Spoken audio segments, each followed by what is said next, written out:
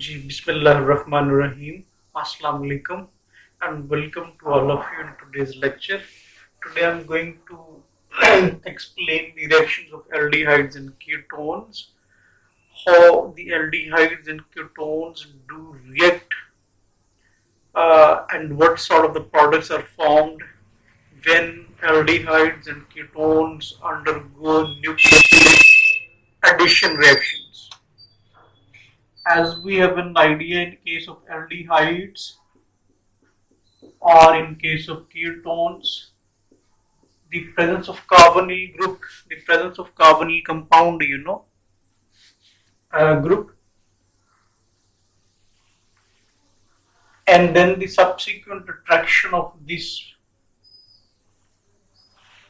pi electron towards more electronegative oxygen.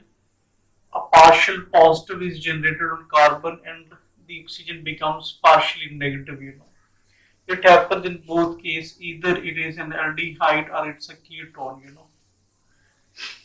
Due to the difference in electronegativity and the generation of uh, partial positive charge at carbonyl carbon, it becomes susceptible to be attacked by somebody who has negative charges. I mean to say this carbon, the carbonyl carbon in aldehyde and ketones, when it becomes partially positively charged, it now can be attacked by somebody who has negative charge. It can attack at this carbon. Somebody having negative charge is called a nucleophile. We call it a nucleophile. And over here I can write it Nu, nucleophile, and a negative charge denotes actually means somebody having negative charge. So nucleophile in fact actually can be an entity having negative charge. It can act as a nucleophile, or it can be something, a sort of a neutral molecule like water, or some sort of like ammonia, or sort of any other amine. Over here, the presence of lone pairs make these molecules neutral molecules to act as a nucleophiles. So what I mean to say that aldehydes or ketones, they can react with somebody who carries a lone pair, or it can react with somebody who has negative charges. Why? Because the carbonyl carbon in aldehydes and ketones is negatively charged, is positively charged. I would mean to say it's a positively charged, carries partial positive charge due to the electronegativity differences. How it is attacked by a nucleophile? I have just explained. Before that, let me give you an example again. It's a sort of a ketone. It can be a simple ketone like this one. It something like that. It can have some sort of substituents, or the ketone could be a sort of a cyclic structure. So whatever the type of a ketone or whatever the type of an aldehyde is, we can call it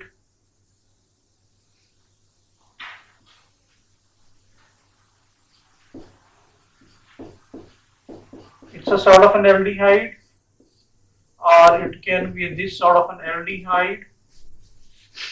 Any type of an aldehydes, aromatics, acyclic, cyclic, ketones or acyclic, any sort of ketones, they actually carries the carbonyl group, where this carbon is supposed to become partially positive due to the electronegative difference between carbon and oxygens. So such sort of ketones or aldehydes, they undergo nucleophilic addition reactions.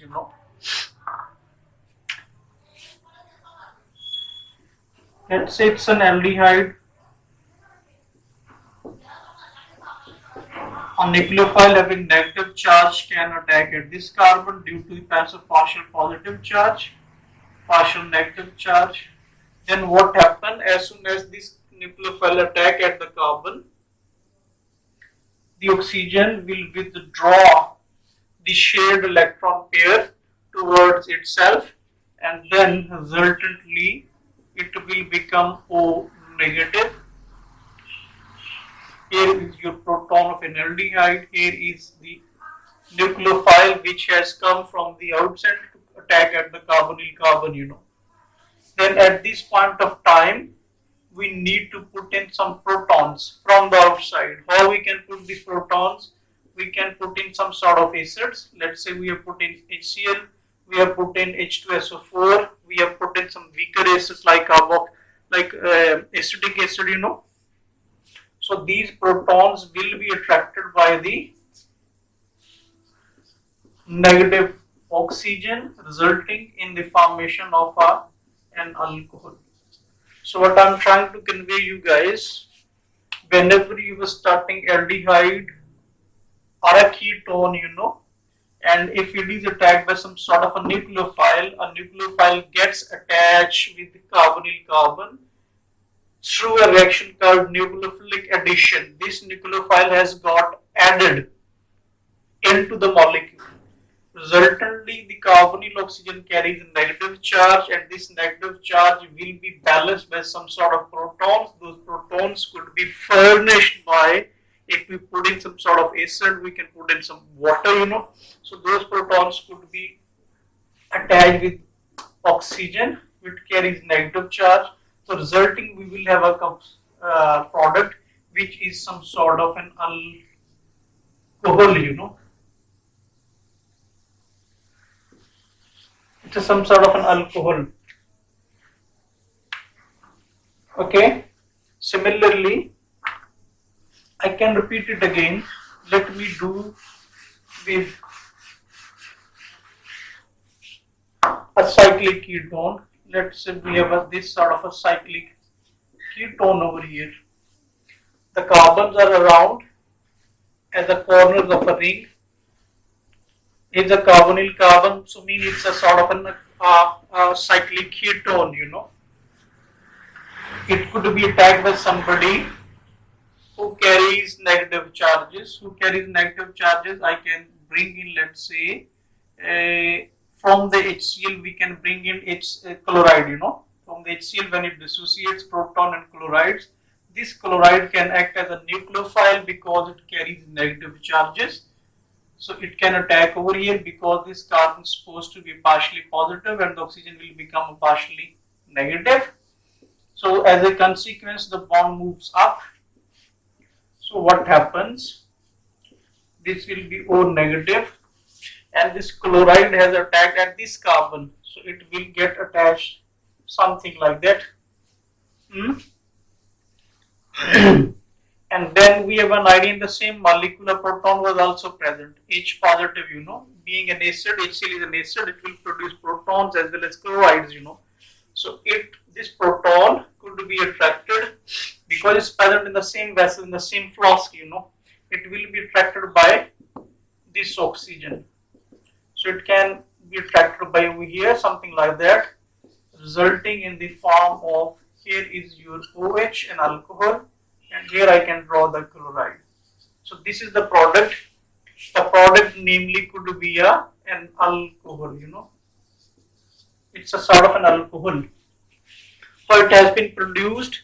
Alcohol has been produced when aldehyde and ketones undergo nucleophilic addition reactions. What are nucleophile? Nucleophiles are those entities which carries negative charges, or Cn negative, from the HCN, from the HB or something like that, you can have the negative charges which can attack at the carbonyl carbons, So it's one aspect. I've also told you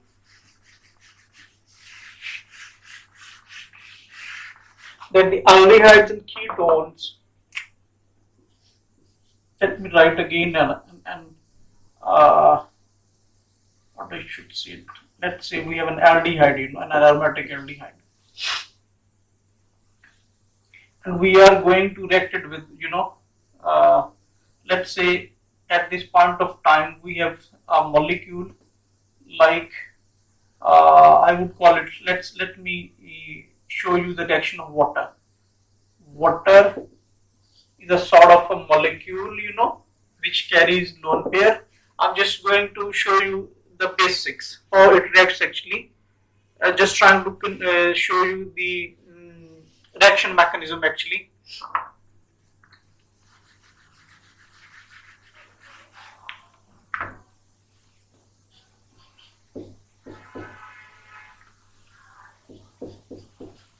It's a sort of an aldehyde.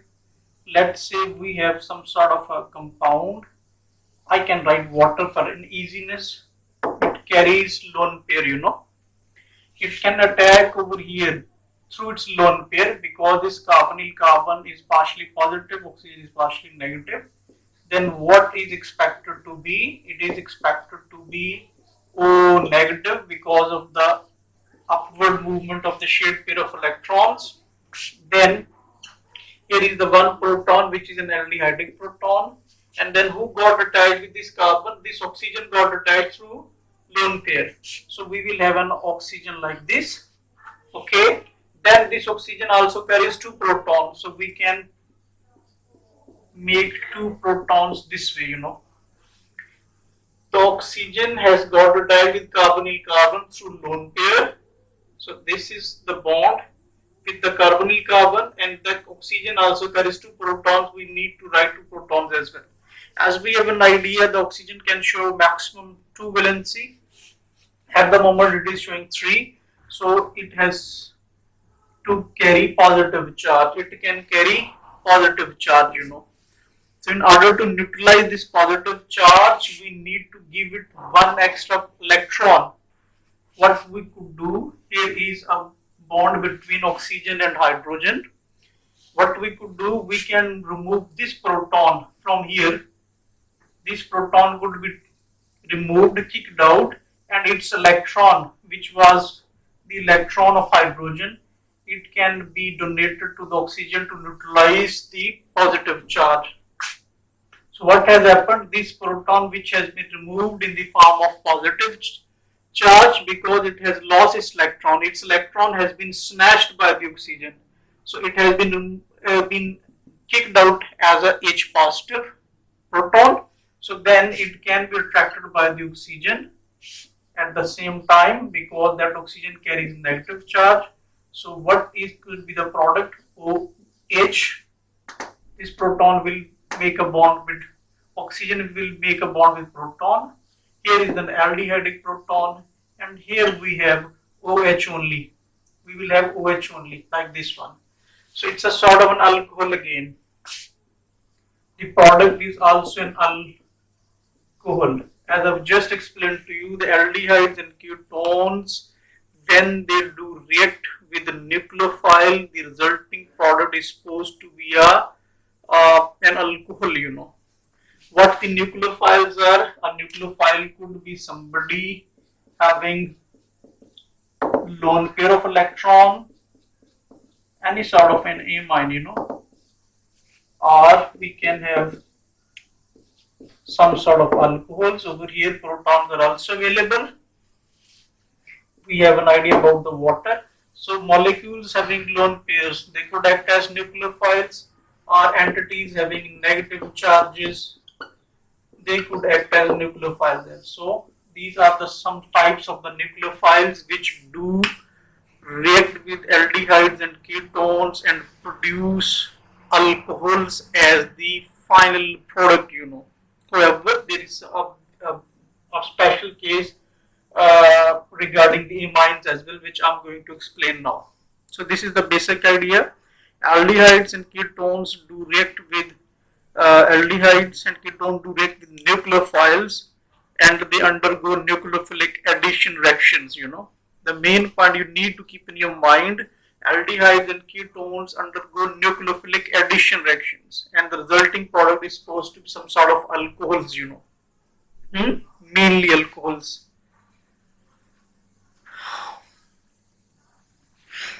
However, there is one exception. If Let me explain. There is one exception, you know. What sort of exception is it? Exception means, as I've told you, the aldehydes and ketones, when react with the nucleophiles, they produce alcohols. However, when the nucleophile is an amine, nucleophile is some sort of an amine, let's say some sort of ammonia, a sort of, not sort of ammonia, mean ammonia, or some sort of, yes, I can write over here, or some sort of an amine, you know. If it's some sort of an amine, linear amines, aromatic amines, some sort of an amines. As we got the idea that lone pairs are available on nitrogen, they can attack on the carbonyl carbons, aldehydes and ketones. Let me write this way. Let's say we have NH2 with R, mean any substituent, any amine is there. So lone pair will attack at the carbonyl carbon, as just explained to you guys. The bond between carbon and oxygen will be attracted towards the oxygen. So oxygen will become O negative. Then here are two carbons of the two carbons are there. If your starting compound is a ketone, it can carry a proton if the starting compound is an aldehyde. Then what happens? Here is your nitrogen. It carries two protons, one over here, one over here. It also carries one R, so we can write over here. Again, this nitrogen is carrying at the moment 4 attachments. In general, the nitrogen is supposed to show 3 valencies. At the moment, it is showing 4, so it is supposed to carry positive charge. As explained a bit earlier, this positive charge has to be neutralized. How? There is a bond between hydrogen and a nitrogen through the sharing of electrons. What will happen?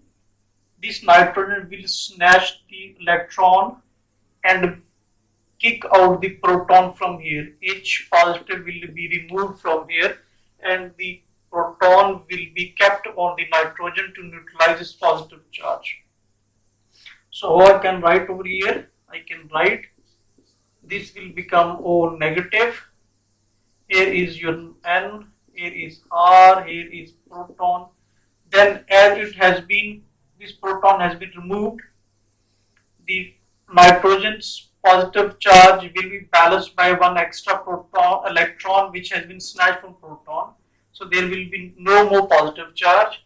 So this positive proton, this proton which is removed from the nitrogen will be attracted by the oxygen because oxygen carries negative charge. So what could happen? It will become OH. Here is nitrogen carrying one proton at the moment, one hydrogen actually, and then here is your substitute. Up till now it's fine. It's same the way an nucleophile attacks aldehydes and ketones and results in the formation of alcohols. At the moment you may call it an alcohol. Alcohol functionality is there. It happens normally with the any sort of nucleophile, but when the nucleophile an amine, then over here the product goes one extra step, the elimination of water, you know, this OH from the carbon and the proton from the adjacent nitrogen. This OH and what each is removed in the form of water, and there is a bond between carbon and nitrogen that becomes a double bond. So what is going to happen over here? OH will be removed, a proton will be removed. What will be left? We have a nitrogen here carrying proton R, and then it was connected with the carbon, and carbon has two substitutes, 1 and 2. However, OH will not be mentioned over here. This proton has been removed. what is happening, what is going to happen over here, we will have a double bond here between carbon and nitrogen. So this will be the final product actually in this case, and this product will be called as imine. Imine, because it's a sort of an alkene. The found double bond between carbon and carbon is called alkene, and a double bond between carbon and nitrogen is called imine. So over here, the formation of a double bond between carbon and nitrogen will happen, and we will have a product which will called an imine. How imines are generated? Imines are generated from aldehydes and ketones when the starting material is some sort of an amine, because amines do attack on aldehydes and ketones through the lone pair, okay, and then they produce interim alcohols. At that point of time, the products with amines go one extra step. With the elimination of water molecule, I could write it minus H2O. Water molecule is removed and a double bond is formed between this carbon and nitrogen. A double bond is formed between carbon and nitrogen. So due to the formation of a bond, this will be called as an imine. So aldehyde and ketones do react with nucleophiles, undergo nucleophilic addition reactions and produce alcohols in general. However, when the attacking nucleophile is an amine, any sort of an amine, simple ammonia or any amine, they go one extra step. The elimination of water and produces imine. So imines are only produced when the nucleophile is an amine. Otherwise, any other nucleophile, when attacks on aldehydes and ketones, we receive alcohols. This is what I'm trying to convey you guys today. Aldehydes and ketones do react with the nucleophiles and they undergo nucleophilic addition reaction and they produce alcohols in general. However, when the nucleophile is especially an amine, the product is an imine rather than an alcohol. I hope you got the idea. If you have any question, don't hesitate to contact me. You can put in your comment in my you can contact me through WhatsApp, or you can put your question, your query on my YouTube channel. So with this, thank you very much for your attention. Assalamu alaikum.